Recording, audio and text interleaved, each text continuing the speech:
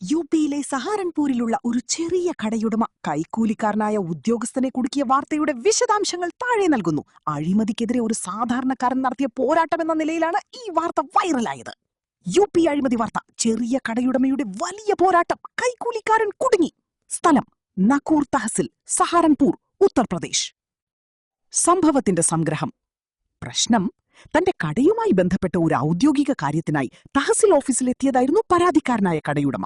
എന്നാൽ അവിടെയുണ്ടായിരുന്ന ഒരു ക്ലർക്ക് ബാബു ഈ ജോലി ചെയ്തു നൽകാൻ കടയുടമയോട് കൈക്കൂലി ആവശ്യപ്പെട്ടു.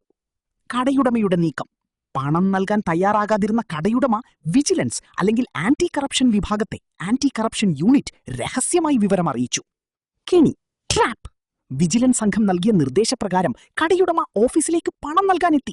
ഉദ്യോഗസ്ഥൻ കൈക്കൂലി വാങ്ങുന്ന നിമിഷം തന്നെ അവിടെ മഫ്തിയിൽ ഒളിച്ചിരുന്ന വിജിലൻസ് ഉദ്യോഗസ്ഥർ ഇയാളെ കയ്യോടെ പിടികൂടി. തെളിവ്: കൈക്കൂലി വാങ്ങിയെന്ന് ഉറപ്പിക്കാൻ കെമിക്കൽ പുരട്ടിയ നോട്ടുകളാണ് നൽകിയത്. പിടികൂടിയ ശേഷം ഉദ്യോഗസ്ഥന്റെ കൈ കഴുകിച്ചപ്പോൾ അത് ചുവന്ന നിറമായി മാറി. ഫീനോൾഫ്തലീൻ ടെസ്റ്റ്. ഇത് കോടതിയിൽ ശക്തമായ തെളിവായി മാറും. പ്രധാന വശങ്ങൾ: സാധാരണക്കാരന്റെ കരുത്ത്.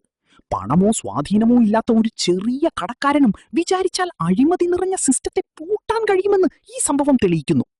സന്ദേശം: കൈക്കൂലി നൽകുന്നതിനു പകരം പരാതിപ്പെടാൻ തയ്യാറായാൽ മാത്രമേ അഴിമതി ഇല്ലാതാകൂ എന്ന സന്ദേശമാണ് ഈ വീഡിയോ നൽകുന്നത്. നടപടി: അറസ്റ്റ് ചെയ്ത ഉദ്യോഗസ്ഥനെ ഉടൻ തന്നെ സർവീസിൽ നിന്ന് സസ്പെൻഡ് ചെയ്യുകയും അയാൾക്കെതിരെ അഴിമതി നിരോധന നിയമപ്രകാരം കേസെടുക്കുകയും ചെയ്തു.